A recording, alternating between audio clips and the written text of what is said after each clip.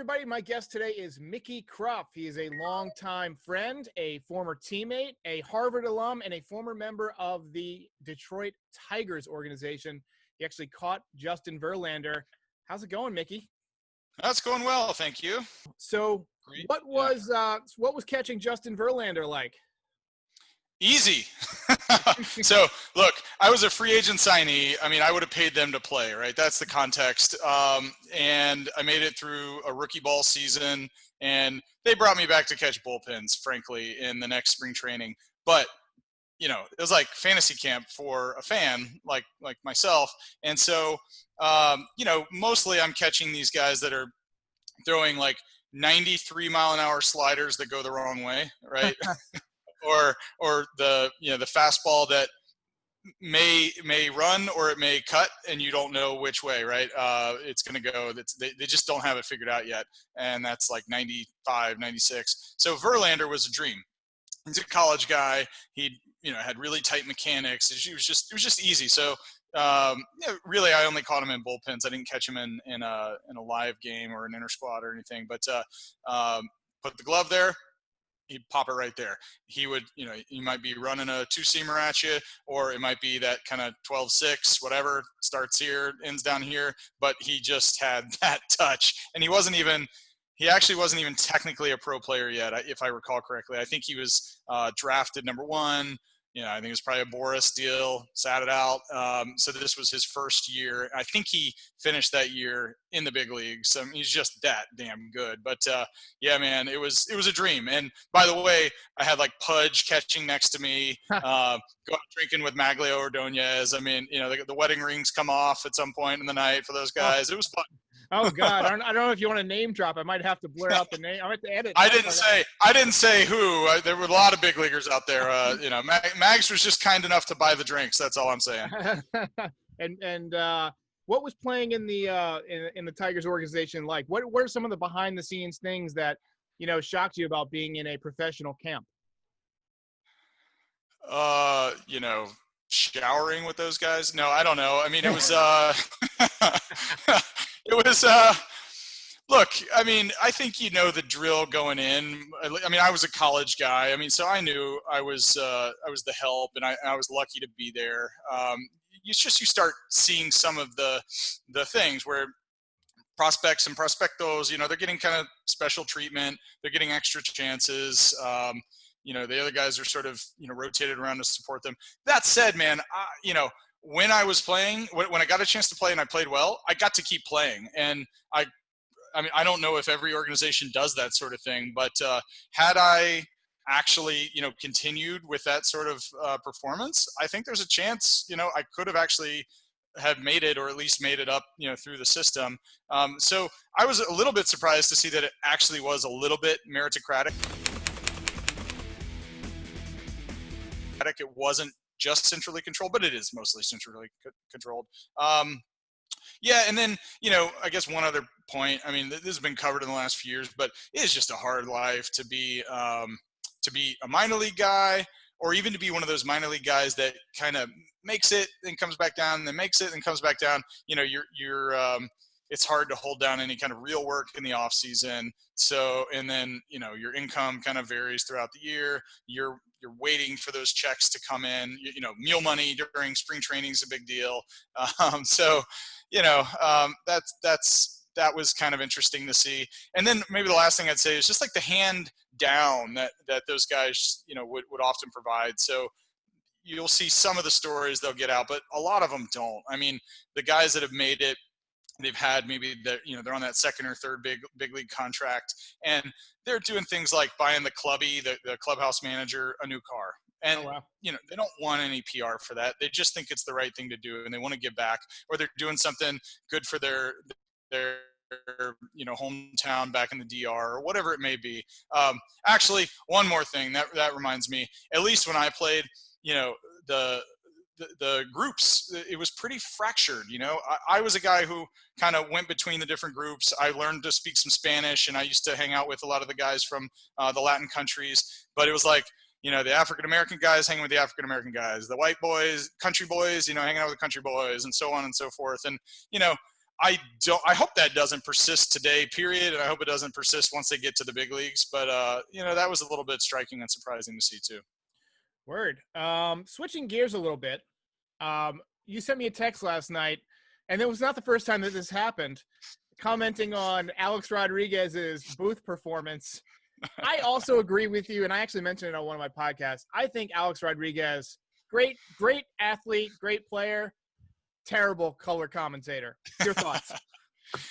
Well, look, most color commentators are not any good, right? I mean, I used to rail against Joe Morgan and Tim McCarver and, I don't know, pick the sport. I don't like these guys most of the time, but that's probably just me. It's just, I mean, look, he's got the Tim Kirkjian voice, and then, the A-Rod / pop star type ego to boot. And then, just kind of like talks over people. And, he's terrible. Was an awesome baseball player, just not very good at that. I always got the impression about A-Rod that if he wasn't a great athlete, he would have been like a Ted Bundy type. You know what I mean? Like, he's just kind of dead inside. It's like looking at Tom Cruise, where it's like he kind of looks like a facsimile of what a human being would like, and he goes through the motions. I think it was Patrick Bateman in American Psycho. He said, "You might grip my hand and feel flesh gripping yours, but there's nothing there behind my eyes," or whatever it was. That's the impression I get from A-Rod. But yeah, I feel like, he obviously didn't go to broadcasting school. He's there to contribute little nuggets and things like that, but he tries to be so polished and things like that, as opposed to somebody like, like Ross. Ross is great. Anybody who's just goes and brings their personality. People don't want to hear, A-Rod try and be this suited up professional. I think they want to hear him talk about his baseball stories and his beef with Jeter and things like that. That's what. Yeah. I mean, it's like he's jealous of Jeter being the, whatever he is, CEO, president, right. and he's trying to put on some airs or something. Yeah, man, just be the third baseman, shortstop, home run hitter, womanizer, whatever he was, right? Just be that. And that's what we want to see. And certainly he was hitterish, but, probably don't need to hear that non-word anymore either. So when I watch the ESPN broadcast, I usually switch over to the StatCast version. I don't know if you ever tried that, but I like how they're. Oh yeah, that's so much better. Oh yeah, look, I like some of the analytics. I'm still kind of an old school guy. I like batting average. I like when a guy steps up to the plate and he's hitting 335 or something. In August, it's like making a run for the batting title. I still enjoy that. I do get that a lot of people think batting average isn't representative of. It's not the best sample because it values all hits equally. But, I think sort of the shift away from, valuing guys who get lots of hits, I think that's a mistake because there's something to getting that hit with runners in scoring position, getting that hit that moves a runner from first to third. What do you think? Yeah, or even not getting the hit, right? And like moving the runner over, that sort of thing, or the sack fly type production, that sort of stuff around being, what they call like a pro hitter, right. and a team player, frankly. So, yeah, I don't know. Look, I was a big Wade Boggs and Tony Gwynn fan growing up. I like seeing the ball slap the other way, and the guy doesn't do that and not have a commentator talk about what a great piece of hitting that was. But I think the fact is the game's moved on. It is about on base percentage, and it's about power production. And the only reason that is the case is because it has been borne out in the data. Now, I mean, it's an interesting point you make around those other productive at bats, I guess, that maybe don't quite show up in some of those stats, but at least on a ball club, I don't know if StatCast tracks it or whatever, but things like just productive at bat, quality ABs, but not necessarily defined by something measurable like an RBI or whatever. Those are good. And the hard hit ball, I mean, I've seen that now in these especially the StatCast broadcast, but where they're talking about the ball hit it, I think it's over 95 miles an hour, and then you get positive check mark. So yeah, but I don't know. I think it's a data-driven game more than ever now, and that's right. Not going back in the box. I feel like every sport is switching the way that they use data to play the game. If you watch an NBA game now, I find NBA pretty much unwatchable at this point because it's just a bunch of guys running down the court, shooting a three, missing, and then they run back and take a three at the other, miss. Occasionally somebody hits one. that to me, basketball has gotten unwatchable. I don't really follow hockey enough to know about the analytics and stuff, but I hear that there's all sorts of stuff with hockey now too.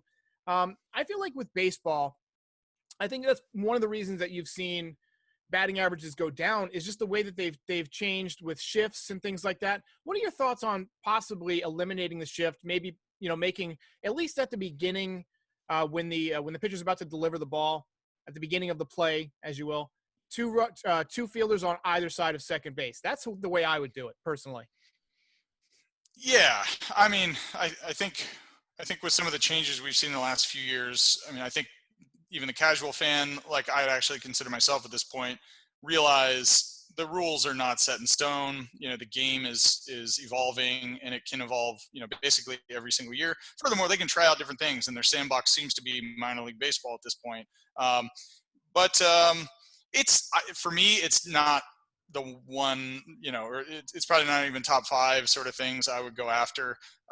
Yes, I think John Smoltz had a point when he's talking about how boring the game is now with things like strikeouts and hitting into the shift and then the occasional pop fly that spins out or whatever. But I don't know. In the end, I think almost everything is sort of demand driven. This sport is a business, and fans like to see home runs. I like to see home runs. And then it's also, basically been proven to be a pretty winning strategy. There was the old school kind of get 2 on and hit 1 out or drive them in or whatever. And I think, that's borne out in the data now, and that's why we have it. And so, the shift is simply responding to the offensive approach. And, I don't know. I'm okay with it. And the guys, they do always have that option. There's that wild card. It's interesting to see them occasionally do the other thing. Of course, then you have the Hosmer type issues where the guy lays down a bunt, breaks his finger, $144 million contract, I think it is. And he's out for 8 weeks. I mean, that's stupid. That's not worth it. Just get the ball in the air and spin one out if you can. Yeah. There's been a ton of injuries this year. I feel like part of it is due to the, COVID ramp up, not being as long as spring training, kind of picking up in the middle of the summer. My thought was, the summers are hotter now. That's got to be detrimental on muscle tissue as well, playing outside a lot. And I haven't looked at the data between like dome stadiums versus open air stadiums and heat, but it just seems like there's a lot more injuries this year. Do you feel like players are getting more injury prone? Do you feel like injury prone is even a thing, or do you think it's just bad luck? Oh, yeah, no, I think injury prone is a thing. I mean, I think most of the guys that were quote unquote injury prone probably didn't make it, or didn't stick. They, whatever it was, something with their joints or just something where their body just wasn't quite set up. And then of course, those who didn't take great care of themselves, because that obviously plays into it as well. But I mean, nowadays, I think we can all assume maybe their diets vary, and maybe some guys drink a little too much and some don't or whatever. But for the most part, they're all getting top-notch, science-driven care. It's not just icing or whatever. They've got a holistic approach to their health, and it's all geared toward peak performance, but also, maintaining that as long as they can through whatever duration. And in this setting, it was a shorter duration. But I think part of that is sort of endemic to individuals, and then part of it is just bad luck and care. I do think the stop-start and then the lack of control by the organizations over their talent during that interim period, I think that's probably the primary driver of it. If you could have dinner with any baseball player, alive or dead, past or present, who you picking and why is it the Babe? One, he's picking up the tab and he's bringing women. Yeah. So we just went to Hot Springs, Arkansas, and I learned that spring training was started there. First of all, they didn't have spring training prior to whatever that year was when they started. I think it was 1920s, and that's where he became a hitter. But the reason they did it there was because they all drank so hard, and they thought that the hot springs would be good for their sobering up to play the baseball season. But and so then this whole weird thing came up. They had horse racing and all these speakeasies and whatever, and the women. But no, I mean, look, my name is Mickey. My dad grew up a Yanks fan. speaking of probably the life of every party, I think it'd be Mickey Mantle. I think that guy was just as cool as they get, and obviously super talented. And yeah, I think that's my guy. I think, I've been thinking about this all day because I sent you over these questions this morning to kind of ponder on. I would love to have dinner with Ricky Henderson. I think that would be hilarious. Have you ever heard the story about him and John Olerud? No. So John Olerud was on the Blue Jays, and John Olerud had a metal plate in his head, so he wore a batting helmet in the field. And Ricky Henderson was on the Blue Jays one year, and I think like a year or two later, they both end up on a different team. And Ricky says to John Olerud, I played in Toronto with a guy who wore a batting helmet in the field. and John Olerud says, yeah, that was me, Ricky. And all year together. That's good. And then Ricky he framed his first $1 million check, his signing bonus, without ever cashing it. He just put it on the wall, and he never cashed it. So at the end of the year, I think it was the A's. They called him up and said, "Hey, Ricky, we're missing this amount or we have this extra amount that's in the exact amount of your signing bonus." He said, "Oh, Ricky never cashed it. Ricky put it on the wall." Oh, geez. Yeah. No, I think that sounds fun. That sounds good. Yeah, Ricky's the best. And I think the best part is you could invite him to dinner the next night. It sounds like he wouldn't remember. He'd take you up on it. How much baseball have you gotten a chance to watch? I know you're busy with the business and the kids and all that stuff. How much have you watched this year? Well, so I'm not like you. I can't dedicate my time to one team for sure. But, I'll catch parts of, I don't know, 3 to 5 games a week at least. So I'll take it. How do you feel about the no fans things? Does it feel awkward, or have you gotten used to it? Yeah, I mean, it reminds me of when I played. That's right. Nobody in the stands. But yeah, no, it's weird. It's pretty weird. I mean, there across the sports though, it is kind of cool where you get to kind of hear not just the guy who's mic'd up, but you hear some of the other stuff that's not hot, through the mics, and seeing how the guys respond to it. I think it's been fine. My favorite part of this whole year pretty much was it was late in a game against Baltimore, and Aaron Judge hit a home run to give the Yankees the lead. And you just hear the Yankees bench erupt, and you can actually recognize the individual voices of the guys cheering, and it brought me closer to the game than I'd ever been, unless you were there, Right. No, it's like you're in the dugout. I do think the cardboard cutouts are stupid. That's kind of I like what they did in Korea where they brought in sex dolls. Did you see that? No. In one of I think it was a soccer game actually, where the stadium was filled with sex dolls. So that was funny. That was unique. Well, look, I watched a Jags game yesterday. I think they had like 20 or 25% capacity. It looked fine. I mean, I know you got to think about the whole thing about, the employee interactions and going to the bathroom and getting concessions and all of those sorts of things. And they're all risk points, but that might've been nice if they could have done something like that. 10%, 10-15%. Oh, well. Yeah, I'm looking forward to getting back around people. I mean, this has been just like it's a tough year, for everybody. I feel like we're social animals, right? I mean, humans grew up in tribes and things like that, and hunter-gatherers, and we learn to work together and stuff. And when we have to be separated and we can't be around people, I think it just gives us all a lot of, anxiety and things like that. So hopefully we can get fans back in the ballpark pretty soon. I do think that MLB is going to finish the year the bubble city and allow some fans into the bubble. That's what I heard anyway. That's cool. Yeah, it might be wrong. Although the American League are going to be playing in California, and right now they have the conditions, the fires or whatever are making the air quality really bad. So it might not be a great idea to sit out there in that if you can avoid it. But just wanted to introduce my audience to the great Mickey Kropf, one of my favorite teammates. I'm not gonna lie, man. When I met you, I thought you were gonna be kind of a douche because you're like this tall, good-looking Harvard switch-hitting guy, really good catcher. I'm like, this guy's gonna be a douche, but you ended up being a pretty cool guy. So I'm glad we got. Oh, I thought you were gonna say, well, then you turned out not to be that good of a player, so it was all good.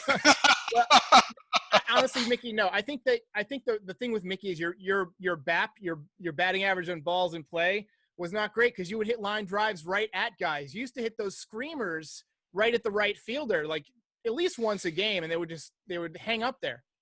Yeah, that's true. I would like to go back. I wish I could go back and try the newer approach because I looked up to the kind of the Tony Gwynn thing, even though I was big. I wish I weren't 38, right, and could go Right. to try to like swing for pop. I should have been doing that then. Whatever.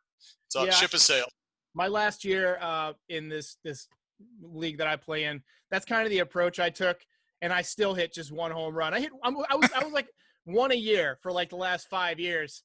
Yeah. But no matter what my approach was, eventually I'd catch a hanging slider on the way down and drive it out. But yeah, so sometimes you run into one, right? it's hard to deprogram your swing after years and years of being taught hit it up the middle, take it the opposite way, wait for the ball to travel. When I was growing up, I was not a huge guy, and so it wasn't until I was in my mid 30s probably where I got really strong. And so hey, it is what it is. I'm never going to be a home run hitter, but I can rock it on MLB The Show. Yeah, you'll always have leg day. That's good. All right, thanks, Mickey. Appreciate it. All right, man. Thanks, All right, Derek. cool. See ya. All right, thanks. Hey guys, help support the podcast by buying swag from my store. Link is in the description.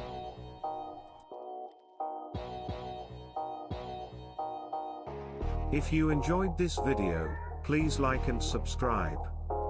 It helps YouTube suggest this channel to other Yankees fans.